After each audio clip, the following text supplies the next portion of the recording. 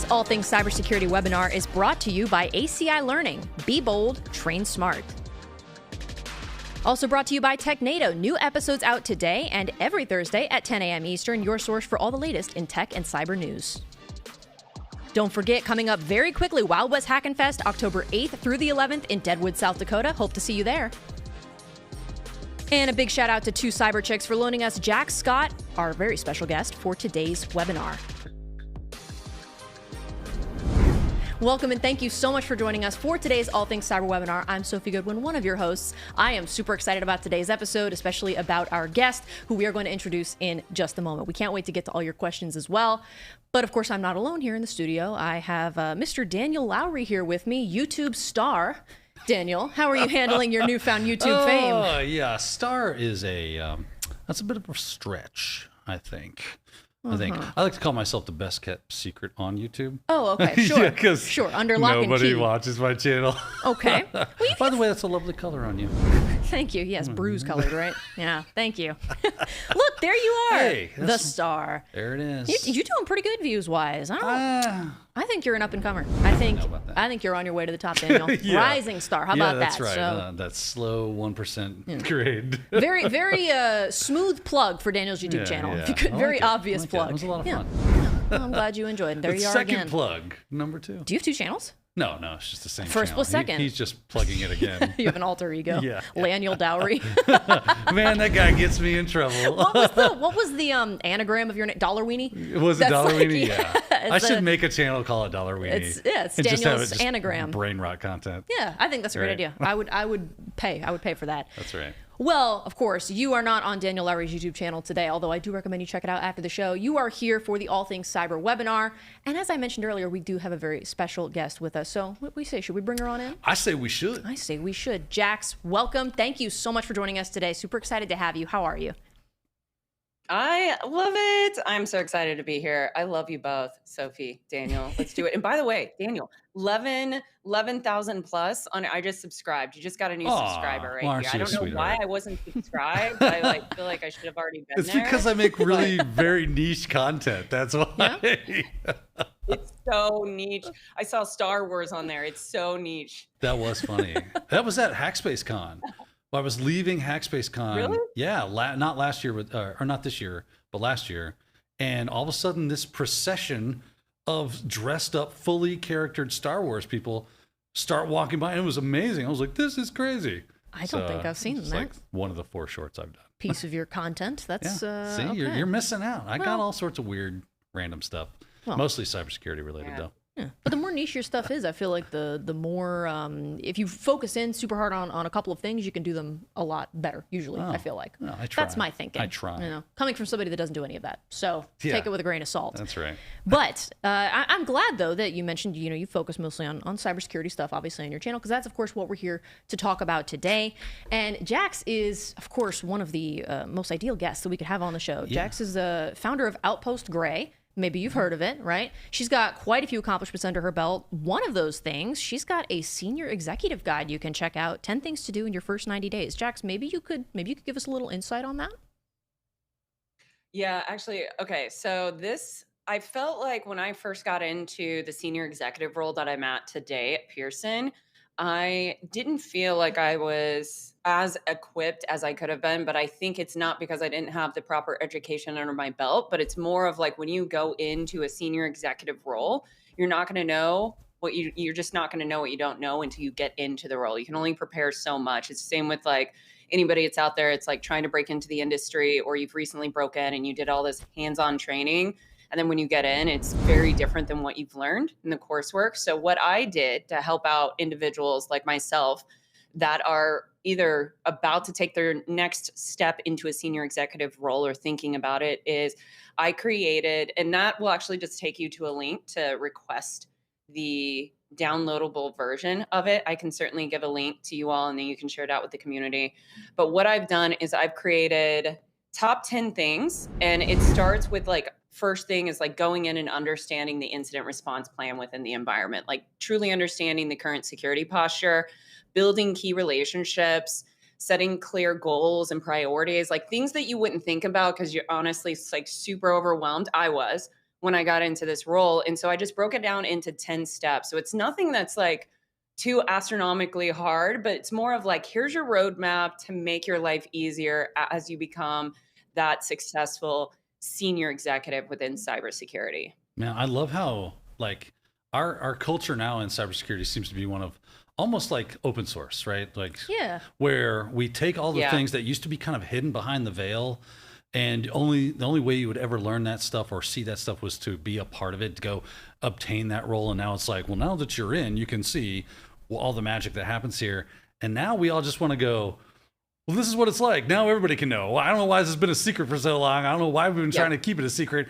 Here it is. Everybody enjoy. And I love that about how that's how the cybersecurity community has become, is we just want to share information with each other and make it available. And because I want you to do well. I want you to be good at your job and secure more things, whether that be at the executive level or you're a brand newbie to some SOC analyst job or a pen tester or whatever the case is.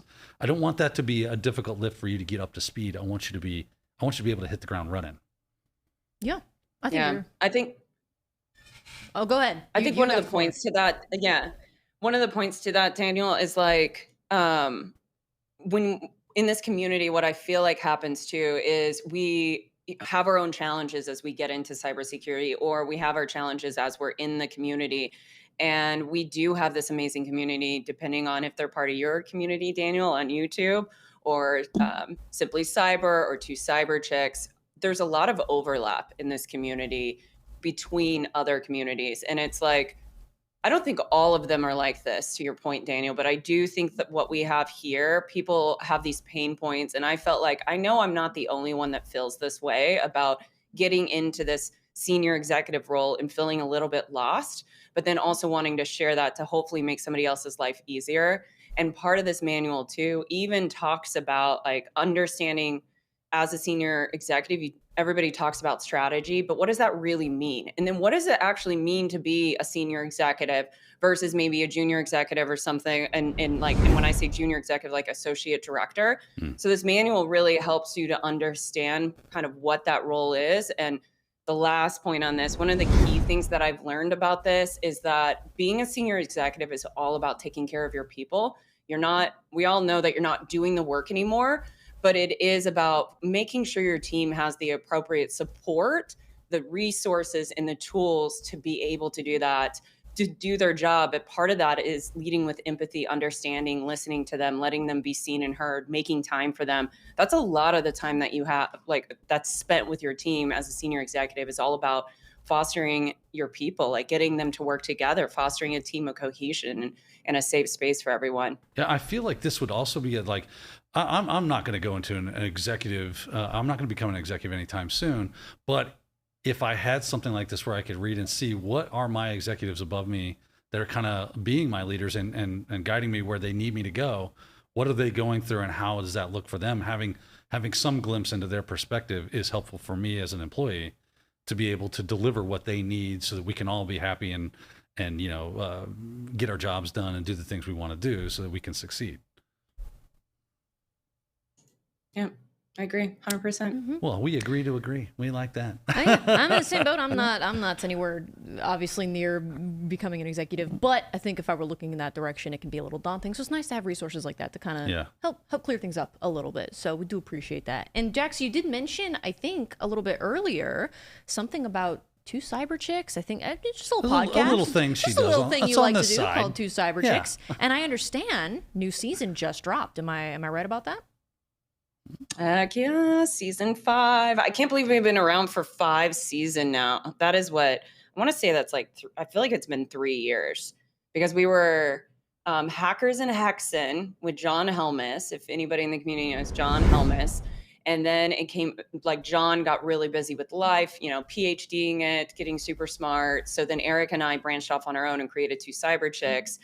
And this season we've got to say, is the best season so far. We've got some amazing guests. We even got a sponsor for us. Thank you to Dr. Jerry Ogier of Simply Cyber for the Simply Cyber podcast platform that he has. That's where we're hosted on. So we are thrilled to be part of the Simply Cyber community. We got picked up last year for season 4. So this is our second year with them, and we're really getting more engaging into the community. We love it. I mean, we're already lining up guests for season 6 and season 7 already. So it's going to be spicy. And my co-host, Erica McDuffie, she had a baby. So it's now 3 cyber chicks. Mila, I think Mila's about 3 weeks old now. So yeah. I can only see that conversation going down. You know what we need on 2 Cyber Chicks? Another co-host. Why don't you go ahead and make another person? Because finding the right person is just too difficult. So we'll just build it from scratch. 3's a magic number. I love it. Yeah. That is awesome. We'll tell Erica we said congratulations. Yes, congratulations. Because that is super awesome. Yeah. That is super awesome. And of course, congratulations to you both on a 5th season. Yeah. And it sounds like there's a line out the door of guests. So that is some pretty cool stuff. Yeah. Yes. Our hats off to you. It takes a lot. You guys know. You don't wear hats. It takes a lot to run a podcast. You guys know that. It does. It does. Yeah. And we have a bunch of help. We did a podcast yesterday, and it typically goes off the rails, which is kind of makes it fun, but yeah, it's grown from like, oh, okay, let's try to, we got to make sure we hit an hour, to now it's like, okay, stop before you get to an hour and a half because it's too much and nobody's going to listen to that. We definitely have to stop ourselves. Yeah, we get off the rails a little bit. Yeah. Yeah. But I remember we used to call it the rapid fire. It is no longer rapid. Yeah. Right? It was like, let's keep it 3 minutes per segment. Yeah, it was like, no. It's like Didn't 10 work. minutes per thing. Oh, man. Yeah. You guys are good, though. You guys got the banter down to like a science. It's awesome. I'm glad you think that. Yeah, that's just because we hate each other. Yeah, so there's a lot of works. animosity crossing this table right now. You can't feel it, but you're stuck in the middle of it at this moment. It's not animation, it's animosity. Yeah, you are right. You are right. Well, I mean, like you said, we do try to keep things under a certain time limit, and these webinars are really no different. We do try to keep them to an hour because we know people are working and they got stuff to get to. So we do have some questions that we want to get to. They're starting to roll in. We like questions. What do you say? Should we jump into that first one? Make some questions happen. We have a question from Mr. Zach Hill on YouTube. I don't it rings a bell. I don't know. And Zach wants to know. Yeah, that does ring a little bit of a bell. He was a gas station attendant, right? Zach says, when I grow up, how can I be more like Jax?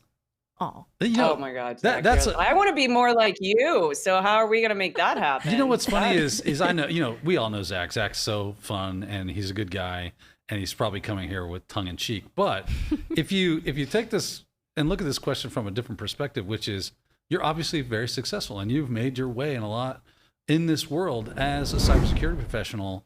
And there's probably a lot of people that would like to emulate that. And hearing how each of us made our way to where we are is super helpful. And a lot of people do want to know that. So there's probably a lot of information around your story that could be useful to somebody that's listening right now.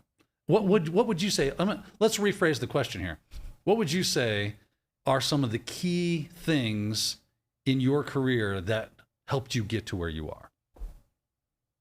Yeah. And Zach, it's great to see you. Thanks for the support. My career was like not linear at all. It was kind of all over the place. And I think for me, it was definitely perseverance and resiliency. And I know there's some people in the crowd like Chris and James. I know there's individuals that have been looking for a job in this field for quite a long time, and they're struggling.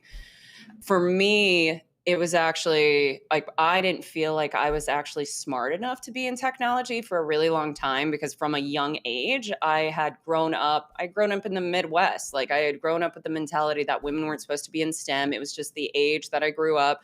My dad was actually a programmer. He literally is in his late 70s. He just retired. So I've always been around computers. I've always been around programming of some sort. Both of my brothers are in IT, but when it came to me, it was like, you shouldn't do math. You're not smart enough. And it was just how he was raised. Like the women were supposed to get married, have babies, stay at home. So the concept of his daughter wanting to go into STEM was he just couldn't comprehend it at the time. So that was conditioned into me at a young age. And then when I got into the military in 04 and 08, I branched into IT. And then I started passing all these schools as like honor grad, but I still didn't think I was smart enough. So fast forward a few years, like over a decade, I actually kept resisting going into tech. I had all these great opportunities presented to me, even through the military. And then cyber came about and I still didn't want to do it. So in the military, I had this opportunity to get deployed in 2019 with the special ops to go and support some operations in Europe. And when I got out there, I came out there as, you call it, electronic warfare officer. So we work in the electromagnetic spectrum space, so like radio frequencies, so not a lot to do with cyber. And they were like, well, you do SEMA, which is cyber electromagnetic activities, SEMA. So it has cyber in it. And I'm not joking you. This is like, they were like, you're cyber, so we can't use your EW capabilities, so do something in cyber. And I'm super resilient, like I said, like resilient, and figuring out kind of what is going to be my job in this deployment, make it or break it kind of mentality.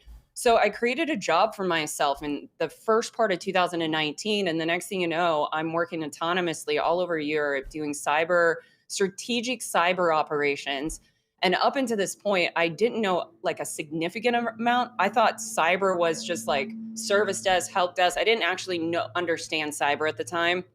And then once I dove headfirst into it, I realized a couple of things. I realized how expansive this field is, and how you can do so many different things, and that one position at one company with a particular title, if you have the exact same title at another company, could be wildly different. The other thing I realized, which was like a monumental moment for me, was that I can do anything I apply myself to.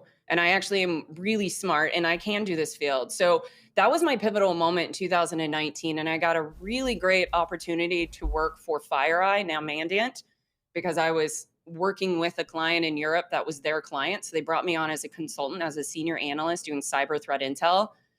And that was when you gave me an inch and I kicked the door open, and I just took off running. I dove headfirst. I feel like the last few years I've literally, and I'm not exaggerating, completely engulfed myself into this field through education, training, networking, like everything you can possibly think of. I've been doing podcasting, content creation. And I feel like all this stuff that I was doing from 2008 up to this point created this foundation for me. So when I finally realized and believed in myself in 2019, it was like, that was literally my jumping off point of like, okay, all the opportunity is in front of me. I just have to change this. And once I change my mindset, everything else will come into play. So if anybody's listening, they're like, what can I do differently? And if they're struggling, they're trying to break in, like, it is a mindset adjustment. I understand getting like all the denial emails when you're applying is really, really frustrating, but just kind of reassessing, reevaluating, but not giving up. Like, resiliency is so important. I lost my job in this field. I got laid off in 2021, and it was like 8 months before I got another job. But in that time frame, I started a YouTube channel. I started my own company. I started doing consulting work on the side. Like, I wasn't idle. I started doing stuff so when I submitted a resume, I didn't have all this white space.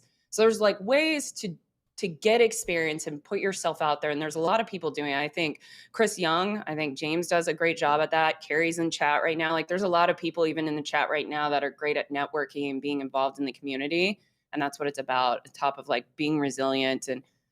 And final thought on this. I'm not saying all of this to be like, it doesn't, suck when you're trying to find something. And it does. Like, I'm not trying to sugarcoat and be like, it's okay, you guys got this, rah, rah, rah. Like, ease and grace through the process, and just know that if this is what you want, you stay focused, you can do it. I think you hit that's a really long story for you. I think you hit the biggest highlight. Well, in that story, the big takeaway is tenacity, right? If you're going to be successful at anything, you cannot give up.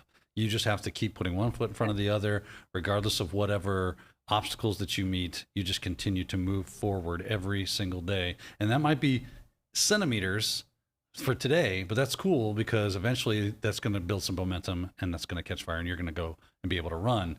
It's those that people get. And then like for me, it's pen testing, right? If you're trying to hack into something, and I run a scan and I think, oh, that might be the path for initial access, and it doesn't work. If I just threw my hands in the air and went, well, I guess that didn't work, I guess I'm not going to get in. That's not how that works. You continue to go, okay, that didn't work, readjust, replan, try the new plan, see if that works. Did it change anything? Did it move? And it's the same. Everything is that way. As long as you continue to just chip at the problem, eventually the wall gives up and falls over, and you'll find your way. Now, that could take longer. Like, I love that you put that out there. That doesn't mean it's going to be like hey, I didn't give up and tomorrow things happened. It could take a while, but you got to be ready. You got to strap your helmet on and be ready for war, because that can be what it is. And for a lot of times and a lot of people, that is what it is.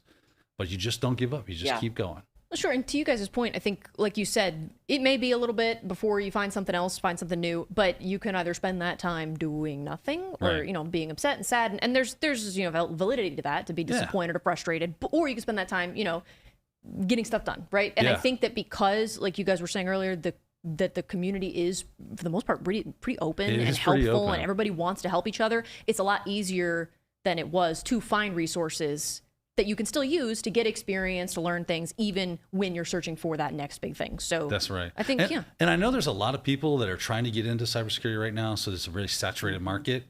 Imagine if you're one of those people that are trying to get in and you're the one that doesn't give up, because guess what? The people that were just in it for, oh, it seemed like interesting, or I heard there's a good paycheck involved with it, or whatever, and then it doesn't happen for them immediately, and either by necessity or because they just got bored with it, they gave up, but you're still standing there. Guess who starts getting work, right? Guess who starts becoming the one that, oh, you stuck around. All right, that's going to get rewarded, because now there's not a flood of people, and we need people. Yeah. So you're now a part of the few voices that are still there, and you have some experience that it starts to move forward. So, and shout out to Chris Young, by the way. Glad you're here. Yeah, I know. He told me that he told me. Yeah, he told me that he got he's doing the Simply CyberCon. He's giving a talk there, so good for him. Is that the thing? It's in November, right? Yeah. #motivate. All right. #motivate. Very cool. Yeah. Very cool. Love seeing people from that community in the chat. It's always neat. We see a lot of the same names pop up, and that's always cool. We do have a lot more questions coming in. So this next one is, it is a question. It's a little bit more technical, maybe. So I'm looking forward to hearing your take on this. This comes from YouTube. Why don't critical software like Chrome use security measures like shadow stacks and canaries to prevent buffer overflow attacks? That one's interesting. Oh gosh, that is a very technical question. I might have to pass that. It's super technical. Yeah, I'm like, I might have to pass that one to Daniel, because I'm not that technical in that. I would just say that it probably because Chrome offers more comprehensive security mechanisms than that. I don't know. Like I'd bring in a technical person. Daniel, do we know they're not doing that? I don't know if they. That's this question is making it sound like they do know, but yeah, assuming it's true. I would need to validate that. Right, assuming it's true, I would believe that the programmers at Google are fairly competent and have a reason for why they don't do that, or do whatever it is they do. I don't know what it is. I'm not a developer for Google. I think that's a great conversation. Honestly, is like if these are security 100%. Features that we could be implementing, and for X, Y, or Z reasons we're not, why is the juice not worth the squeeze on that? Again, we would have to be closer to the problem to know why. But it's a great question. Yeah, it definitely, when I first read that, I was like, ooh, that's a lot. Yeah. That's because I would not know. I would not know. These are great questions that are coming in from Where Am I? But I think you're a little too technical for me, bud. Am I? Like, does Jax have a disassembly or deobfuscation? That word always gets me experience in manipulating assembly or Ghidra. I don't even know what that is. That must be a software, an asset or something. Yeah, Ghidra is the tool that the DoD and the NSA use, or they released it after, I think it was after the shadow brokers. They found this tool that they were using for, it's kind of like IDA Pro for deassembly and basically reverse engineering programs, so compiled programs, so you can see what code is going on underneath and then look for security issues. Ghidra, after it became released, is a very popular one because it rivals, I don't know if it rivals IDA Pro, but it's a very competent piece of software for doing that, and it's open source and free now. So. Well, good to know. We all learned. Yeah, I love these questions though. Where am I? I just might not be the right expert for you on this one. Failing you over here. No, it's okay. I think that, like, ultimately, even if you're not on the technical side of things, this has impact at your level of things, because in your day job, Jax, how many developers, or at least secure SDLC kind of things are you involved in, or have projects in the fire? Oh God, we manage, so the team that I run, I actually have a fairly technical, not fairly, there's only one person, it's not super technical. I run an extremely technical team. business information security officers. BISOs is the standard industry term.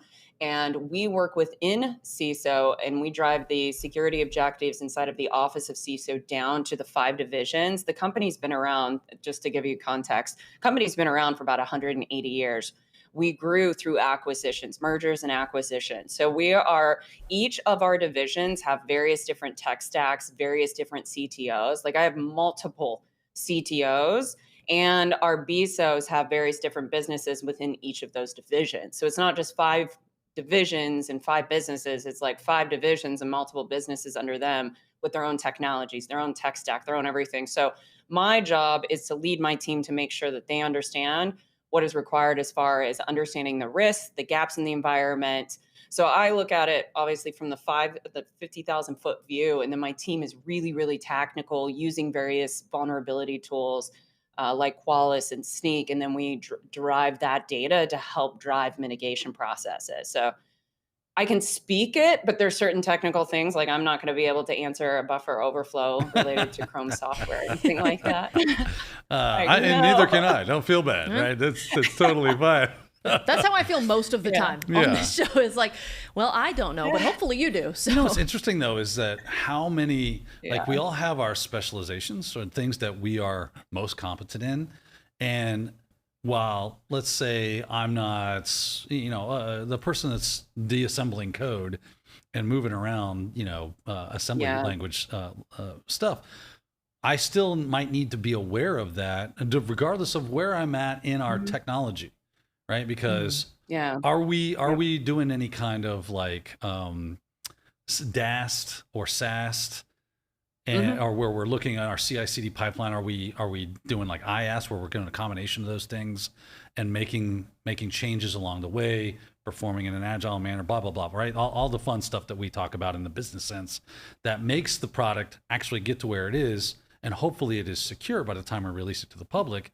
And then what do we do after that? How we work in with responsible disclosure for security researchers that are finding after the fact the things that, like, hey, you know what, we're human and we made a mistake, and thank goodness it was you that found it and not the Russians or whatever. That it does permeate throughout each one of the cyber niches, as it were. So I still like getting really technical questions, even if I can't answer them, because there's still an application for them at every level, I think. Yep. Agreed. It makes you think too. Like you're like, okay, it gets the like, look at this. We've already had a really good conversation around that, even though we didn't actually answer the question. It got us talking about other things associated with it. So True. It's like a debate. Yeah, and now I get to go home and go, I can learn more about why Chrome isn't using canaries, and are they using canaries like that? It encourages learning. Yeah, that's exactly right. Yeah, absolutely. We do have other questions that are decidedly less technical. Okay. So we'll go ahead and pull one of Shall those. I've been told by the voices in my head, aka the earpiece in my ear, that this one is pressing. All right, daughter of Sam. Wow. That's a deep cut, right? Crisley 3000 Oh my gosh. wants to know, rumor on the street is Sophie looks like a bruise today. Can you expand on this, Daniel? I don't know, Daniel, can you? That's hilarious. So Great. that is phenomenal. Oh my God. Great. That is awesome. I look a lot more tan in that picture. That's not accurate. I don't know what it was. Sophia's desk is opposite of mine. And we were getting ready for the webinar, and I stood up, and she stood up, and she has this lovely plum top on. It's very, very fetching.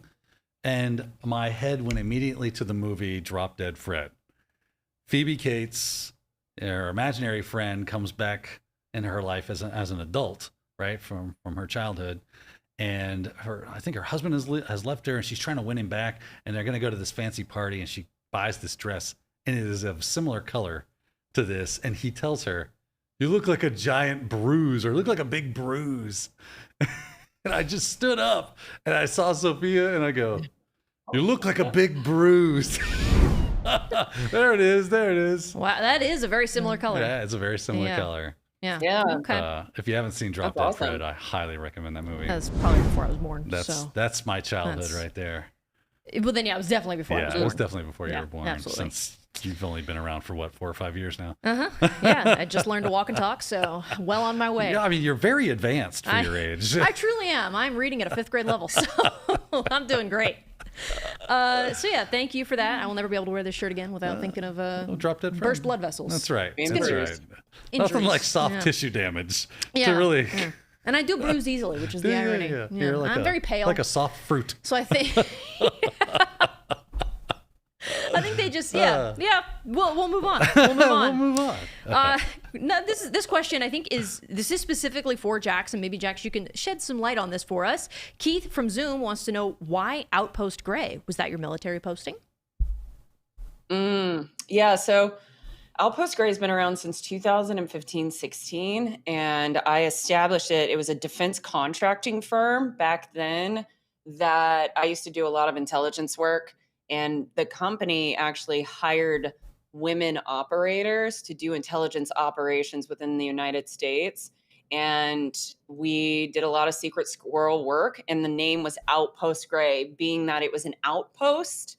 And an outpost in the military is a usually typically like super small base that's not like heavily manned all by kind of itself. And then gray is what we call in like the special ops and secret squirrel spaces of like working in the gray zone. So that's where it's got its name. I've just kept it all these years, probably because I was lazy and I didn't want to change the LLC and S-Corp and all that data. But I don't know. It's near and dear. So it's just kind of merged with me. I love how it is the name of her company by default. Like just inertia set in and was like, nah, I'm not changing it. Yeah, it's fine. Just So leave I it. was like, I don't really want to rebrand. I'm just going to keep Outpost You know, Gray. I've always wondered about this. I've never started my own business and done that kind of stuff. So that's a very interesting and commendable thing that you have done.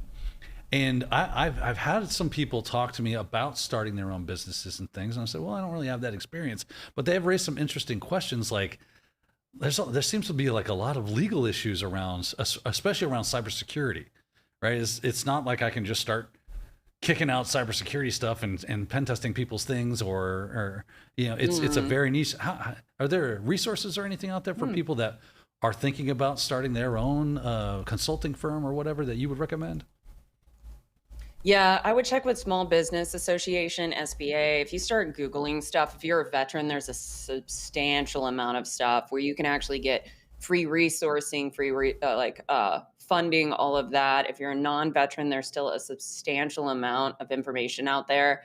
I'm not aware as far as the legalities of running a cybersecurity company. I would assume doing pen testing and things like that, you probably would need to make sure that your contract with the client is like lined out accordingly, depending on what you're going to be delivering and those parameters and the scope of work, because you're going to be in their environment.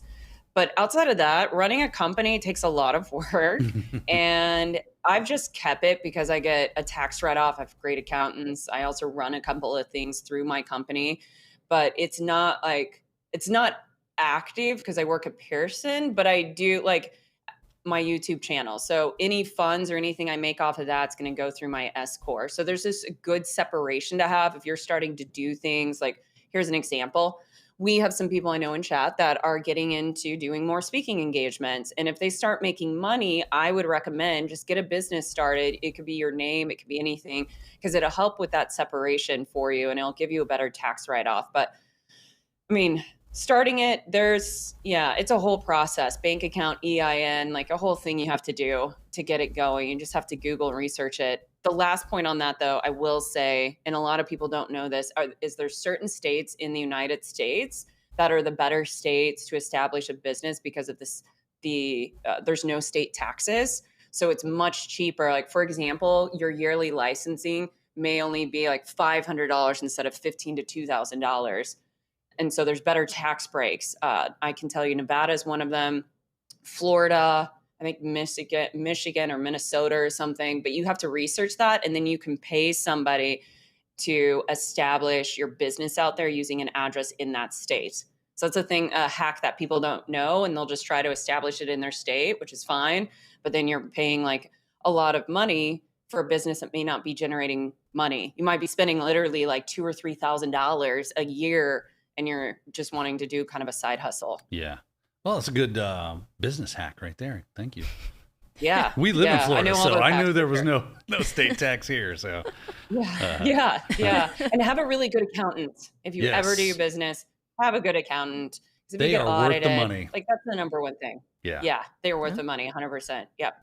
That's why we come to cybersecurity webinars That's right. for business hacks. That's why we're here. Yeah, ultimately, you No, never it's good. know. I'm People being wanna- serious. yeah. I'm being serious. I think it's We a got to good cover thing. all things cybersecurity, security, right? I think it spans beyond cyber. So That's I think right. it's good stuff to talk about. That's all I'm saying. I also wanted to, this is more of a question from me, but I know, Jax, that in the past, when we've done interviews and stuff, we've talked a little bit about the Jax Act. If there is one, I would love an update on what's going on with that. Yeah, the Jax Act. So for anybody that doesn't know, it's it's an act that came out. I think it's been almost 2 years now. I think it'll be 2 years this October. That was intended and still is intended to help female soft operators that were part of a specific program called the Cultural Support Team, CST. And those women in particular, we struggle, and so do a lot of women in soft, struggle with receiving our disability at a certain rate because, or even in general, because we're not seen as combat veterans. And then a lot of our injuries are associated with being a CST. For example, I just got a text yesterday from a fellow CST, and I got one even 2 days before that, basically saying, "Hey, I'm struggling with the VA. What's going on with the Jax Act? It might be able to help me with being able to fight this disability claim that I have." So the act is to, in essence, be able to give us the power back, us female soft operators. So when we go into the VA, our narrative isn't written for us, that instead we have control of that narrative. And then we're seen as combat veterans because it will give us an identifier that'll go into our records. And then they'll actually retroactively go back and change our records, especially for the women that were part of the program before women were allowed into combat positions. Like in 2015 or 16, I think that's when Congress officially allowed women into combat roles.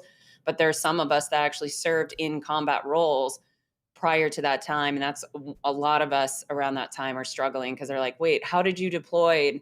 And how were you in combat when Congress didn't even allow women into combat roles? So it's very frustrating. Right now, where it's at is it passed through the Armed Services Committee and it's waiting to be announced on the floor. And we're hopeful that Congressman or that Speaker Johnson will present it. But in the interim, what we're doing is individuals like myself, the executive director, other CSTs are doing events to draw awareness around the Jax Act. So like I'm climbing Kilimanjaro in a month and a half or so, and I will be doing it to recognize and draw awareness around the Jax Act. And the executive director of the Special Operations Association of America, SOA, he's going to be running a marathon in New York for the Jax Act. So anybody wants to do something for the Jax Act, let me know. We would love for you to help us get the word out so we can get more support, so we can get our congressional leaders to give us the stamp of approval and get us across the finish line. I don't know if I can climb a mountain like that, but I can climb the steps at Ben Hill Griffin Stadium. So I'll do that, and that will be my. There you go. I think they do that every year. You just climb as many steps as necessary to equal Kilimanjaro. Yeah. I could do that. And then there you go. Oh, And then you can come to my funeral. Is what you can do. That'll be fun. Her legs are all bruised. I don't know why. Wow. You see, that's a callback. I got that. Yeah, Knew that was going to come back. So it sounds like, Jax, you have quite a lot of stuff coming up for you. Climbing a mountain, of course, being one of the main things. But also, we mentioned earlier that Wild West Hackin Fest is coming up. And I believe, correct me if I'm wrong, you're going to be speaking at Wild West this year. That's pretty exciting. I am going to be speaking, and I'm going to be teaching you how to hack the boardroom. So I'm going to be talking about how to add value when you're doing your briefs. That's probably one of the biggest things that I've seen when I stepped into this role, is that I'm a pretty decent briefer. And if that's a key thing that you need, not just as an executive, but I think in cybersecurity, because I know there are individuals that are on here that understand when I say, like, if you cannot communicate to the business level, like cybersecurity challenges, the security related challenges to the business level, nothing's going to get done. You're not going to get the budget you need. You're not going to get the resources you need. So that class is going to be all about being able to communicate the technical jargon and those security related issues down to the business level in a simplified way. So then our business leaders can start to get on board and understand and support what we need them to support as far as security objectives and overall budget. Yeah, I think it's going to be fun. I hope so for everybody. So I'll see you guys there at the Wild West Hacking Fest. Woo woo. Heck yeah. It's It's gonna our be awesome. favorite con. Shout out to all the people over at Black Hills. Such a Zach, good con. John Strand, and of course, our beloved and missed Kathy Chambers. Miss Kathy Chambers, yes. Moment of silence. Yes, Kathy Chambers. She's in the chat too. Woo woo. What's up, Kathy? I do miss Kathy, but That's right. I'm super excited for her because I know she's doing great things Oh, yeah. over there. She's having a good time over there. She's killing the game. And I Yep. see like the post on LinkedIn still that she does. Yeah. And I just love following along and seeing what she's up to. So Hashtag winning. yeah, shouts out Kathy. We don't hate you. No, we We don't. love you. Miss Well, you dearly. We do. We do. Well, Jax, I'm definitely looking forward to hearing you speak at Wild West. It was hard for me to pick last year, like which talks to go to. It gets tough, And so doesn't it? now this will be number one for me. Yeah. I know for sure I'll go see this We'll one. be in the crowd Yeah. cheering you on. Oh yeah. Oh yeah. We'll That be would be there. great. We'll be there. We'll Wear stand purple. The only way you Yeah. can do it, Sophie, is That's if you right. wear purple. Bruised up. Gotta be bruised. Bruised up. Bruised Yep. up. I will stand out. It'll be like, you know how, do you ever sometimes you get like a bruise and you don't know what it's from? And Oh, it's like, yeah, where did that yeah. come? It'll be the opposite of that. You'll know exactly where I came from. I will Yeah. be standing there. You will not be able to She's ignore just me. in her hotel room hitting herself with a sack full of nickels. Yeah. What is, And there it again is, there it with is, this? there it is. What? And there's the picture again. Yeah. Oh, wow. That's just Do you wonderful. push on bruises? Do you like that little what- the pain that you get? That little I for some tenderness? weird reason, like I do initially. Yeah. I'll be like a bruise on my arm and I'll be like, what's that from? And I know doing that is going to be like, gonna hurt. oh. So I'll only do it like once, maybe twice. Yeah. And then I learn my lesson. But I mean, I'm 20 something years old. Yeah. And it's like, I should have learned by Yeah. now. So real quick though, before we move off of Wild West Hackin' Fest, there's something that we've really been trying to push. Whenever we have a guest on that we know is going to be there, we are trying to arrange an arm wrestling match with the one and only John Strand. Daniel already said no because his arm's jacked up and he doesn't want to. Doctor said no. Doctor said no. Jax, do you think you might be willing to challenge John? I think. You I mean, can, I I'm think probably you not can pull going to it. win, but let's. Listen, it's I mean, all I about have a- technique. Mm-hmm. It's all about technique. I'll show Can you. you teach me the yeah, technique? I got you covered, Yeah, man. you can And teach me the technique. I mean, I'm pretty strong. Wow, that's impressive. it's so Kathy. what's I don't- funny Where's is I know Kathy? who the Kathy's person even is there. on the right hand side in the Man, WAL Kathy is shirt. buff. Really? Yeah, over that's there. Devin Holy Larrett. smoke. Devin Larrett. this is Yeah, great. yeah. That is funny. Yeah, Wow. that's Shout out to hysterical. yeah, Caleb and Megan and the rest Man, of the John production got team. buff too. Like Yeah, he y'all, did. all you got buff. Wow, I was impressed. I didn't know your arms were that big, Daniel. Oh, Jeez. yeah. You went in for that shoulder surgery and they like implanted muscle. in there Yeah, for you. yeah. Yeah. It's just robot arm now. It's all the YouTubing. Yeah. Man, them mouse clicks will work you out every Yeah. time. Yeah. Yeah, that is true. That is true. Well, thank you, Jax, for bearing with us Yeah. on that. I am super excited for that. It's going to be a lot of fun. I know we do still have some questions we want to get to, but I mean, we're getting close to the end of the hour. I don't know, Daniel. Do you think maybe this is a good time for, in a second, we'll maybe do our rapid fire? We'll maybe do a chat shout out really quick. I Yeah. see Kathy is in the chat. We always love to see her. Chris Young is hanging out. He's been here since I think the beginning of the stream. He like hopped in immediately right at the beginning. Yeah, man, so. he is really lighting it up Aw, right look now. at He's that. doing great. They've got like a text file version. IT career questions, Very which is Zach nice. Hill. That is Zach. Dollar weenie. Dollar weenie. Not what I meant. Not what I meant. Well, I'll wear purple. Whoa, Nelly. I'll wear purple. That's awesome. That would be funny if we all had purple on at Wild West Hackin' Fest. Yeah, I don't. This is like the only purple shirt I own. Well, you better keep it safe. I don't, and I don't even know that I guess it's purple. You have I to guess get like a it's- Plex yeah. track shirt or something because Like a they're mauve. like they have a purple color. Oh yeah, Yeah. yeah, that's true. Or isn't Dark Wolf? Do they have like Dark- purple is as there one of their purple? colors? I think it might so. be. Well, ask Jacob. Maybe Yeah. he'll know. Probably. Yeah. So yeah, it's great to see everybody popping off in the chat. It's honestly, we don't always see like a super active chat, so it is nice to see everybody joining us and tuning in live. We got like 10, 15 minutes left in the hour. Okay. So I do think as long as it's cool with our people in our ears, I think it might be time for rapid fire. What do you say? Hit it. All right, let's take a look.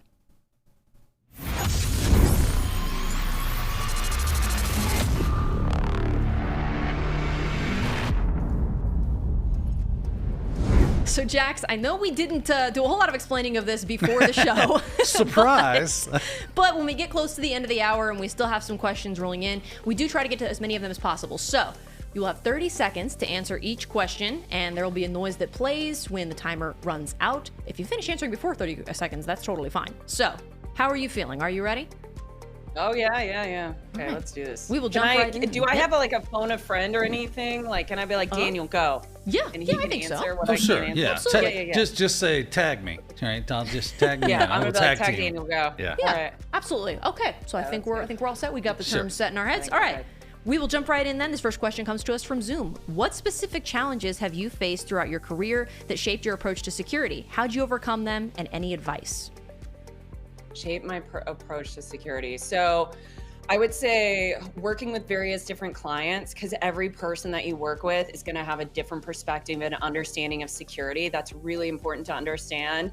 The other thing is, when you have time to meet with your clients or your partners or whoever you're working with, ask them what their security challenges are. Get to know them, then you can start addressing those gaps. So that would be my big thing. I only have 30 seconds. I feel like I have You to did great. talk really fast. That was really good. Yeah.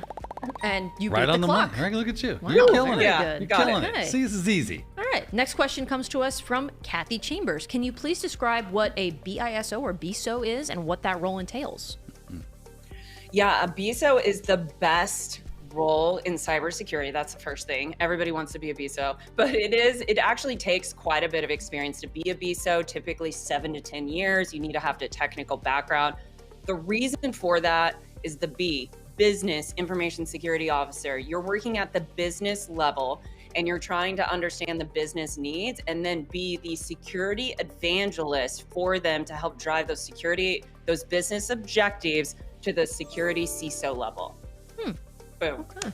I don't know that I was familiar with a I've BISO never heard before BISO today. in my day. I learned something today too. Yeah. It's kind of a new Nice. term. It's only been around Gotcha. for like 5 to 7, 8 years. It's not even been around for a Oh, decade, I don't okay, think. that's how long I've been around. So Yeah. that's cool. Awesome. All right. Next one is a Think little. of BISOs as mini CISOs. Okay. Oh, That's what okay. they are. Gotcha. Yep. Well, I'm definitely mini. There you So there you go. I'm halfway there.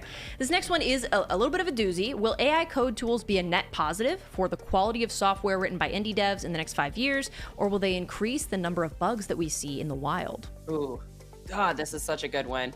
30 seconds. Okay, they will be, I can't say if they're going to be, I think they could be a net positive, but I also think that we've got to be really, really intentional when we're putting these AI tools into our environment. And what I mean by that is we need to be assessing our security processes for them coming into the environment.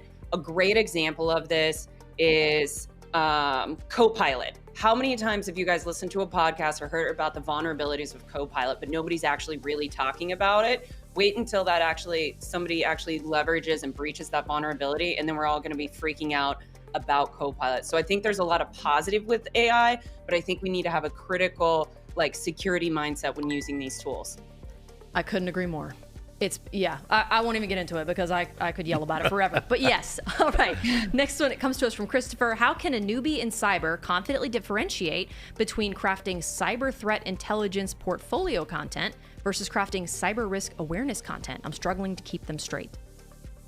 Yeah, Chris. Okay, I think we should take a step back on both of these to be able to understand this. So when we think of cyber threat intel, you should think about content that focus on identifying, analyzing, and sharing information about specific threats or emerging threats within your environment, such as threat actors and attack vectors. When we're thinking about cyber risk awareness or cybersecurity awareness, that is content that I'm thinking based on this question is really geared towards education of employees and stakeholders about a potential risk. Ooh, that one I needed more time on that one. Yeah, that was a doozy, wasn't it? I was looking at these But questions. you did I'm great, like, man. yeah. You're killing this, and you were worried. Yeah. Over here, I'm Your word for I'm nothing. just gonna listen. Yeah. I'm soaking it in. Oh my God. This next one comes to us from Paul on Zoom. I'm an EMT who wanted to transition to IT, so I got my BS in cybersecurity, but I still have no luck getting a job in IT. Should I get all the certs like A+ and so on, or go straight for Security Plus? Okay. Ooh, 30 seconds. Okay. My first question to you, if we were having a call, would be, what do you want to do in this industry? Because this is a really broad question. You've got a BS in IT, but what is your focused area? Is A+ going to get you and keep you in the focus area? The other thing I would say is show your work. If you can do hack the box, if you can create a blog, if you can create a YouTube channel, all of those things are going to be able to help you with building out your resume more to be able to get you into that first initial interview. Oh, good. Wow. You're killing the game. You're finishing right on time. John on Zoom wants to know if there is a particular kind of person that you think it takes to be good at cyber, like if you're super ADHD or very analytical. All of the above, D. It takes all of it. It really does. In my head, I thought, neurodivergent. yes. Yes. Like all of it. Seriously. I will tell you, though, a skill that I think sets people apart from other people in cybersecurity, but if you don't have it, it's okay, is interpersonal skills. Like read Emotional Intelligence 2.0, like get that book, understand how to communicate things. Outside of that, everybody's welcome. We need all the types, all of them. Need all the types. Yeah. If you can do the job, we could really use your help. I would agree. I think with everything else, it takes a village, right? Yeah. It takes a whole bunch of different kinds of people to really get a good broad look at things. So we've got, I think, 3-4 more, so we're getting close. Kelvin wants to know, what are the key skills and qualities you believe are essential for success as cybersecurity professionals today? Kind of ties into the other one. So I think key skills is knowing how to focus, study, like continuous learning. I think that's a skill, like continuous learning. Here's a skill that I was just talking to somebody about: critical thinking. When you don't get the answer that you need right then, instead of just going back to that person, be like, I don't know what this is, being okay with not knowing the answer and researching and finding. I think that's a huge skill that you need to have in this, is being okay not knowing the answer and researching it. I love that answer. Being right, the skill is, and correct me if I'm wrong, is not knowing but being able to find, right? The skill is being able to discover where that answer actually is, and not just going, what are you going to do? And wanting to, wanting to find the answer. That you cannot stop until you have the answer. I like to agree to agree. And coming to somebody like your mentor with what you think the answer is, like, hey, I don't know, but I think this is the answer, versus like, can you tell me what the answer is? Which is, I get it. It's really when you're new to this field and you just don't know what you don't know. But I encourage people, like, go and research, try to learn it on your own. Well, I would have to agree on that. Sarah says, are there any tips on finding beginner cyber roles that are legit, especially work from home, because there are so many scams out there? Oh God, I've been hearing about all of these scams. I'm sorry if you got one of those scams, Sarah. So I would focus on what is a legit beginner cyber role. So like a junior SOC analyst, GRC roles, you can find sometimes like junior entry-level security engineering roles. So make sure the first thing is like, is the role actually junior? And then vetting it as much as you possibly can. As far as beginner cyber roles, I would try cybersn.com. Deidre Diamond, she vets a lot of those job descriptions that are up there. Really quick, on this topic, our director said that he's got a quick visual for us that relates to this. I think of something on your Instagram. Oh, look at that. So this was a scam, it looks like, about, a parking scam. QR code. Oh. So this is scary because I actually use this app on my phone in Virginia. I don't know if they use this app out in North Carolina, but this is a Park Mobile legit app that's utilized in a lot of states. What they've done is they basically recreated it. Instead of just putting the QR code right on top of the QR code, it looked like, to me, they actually removed the sticker and put a brand new sticker on top. So you don't even know. It looks legit. It's scary. So then you scan that, and then you're putting malware on your phone. Wow. Yep. And a lot of times that's the only way. We have those in they're Gainesville. getting smart. And a lot of times it's the only way you can. It's like you either scan this QR code or you don't park here. So if you don't have another option to pay, what are you supposed to do? Yeah, there it is. Passport parking. Yeah. Wow. So you have to make sure it goes to that app. The gentleman, what he was saying is when he started to put in his credit card information for it, because he was like, why doesn't it have in my information? The bank had given him a notification right when that was going on about his wife's credit card being like fraudulent activities. And that's when he realized, I think this is actually not a legitimate parking meter. It's good thing you got it in time. Man, and they took down all my stickers. I mean, they took down all those stickers. Ha, ha, ha. He's kidding. I'm a joker. The police are, hello, FBI, open up. What's interesting is like if they would have just had like an LCD screen built into the parking meter that displayed the QR code, you wouldn't have to worry about this. Yeah. But that's a good idea. Because it's a sticker, anybody can paste over it. Yeah, absolutely. We do have 2 more questions before we wrap up here. Jim says, if you were totally disconnected from the cyber community, starting over again, how would you start networking and finding mentors? Oh, I would join the communities like Simply Cyber, Daniel's YouTube. I would get with Cyber and Security, like join the communities and then go to some of these smaller conferences. B-Side is a great option for that, the really intimate ones, and start meeting individuals in person.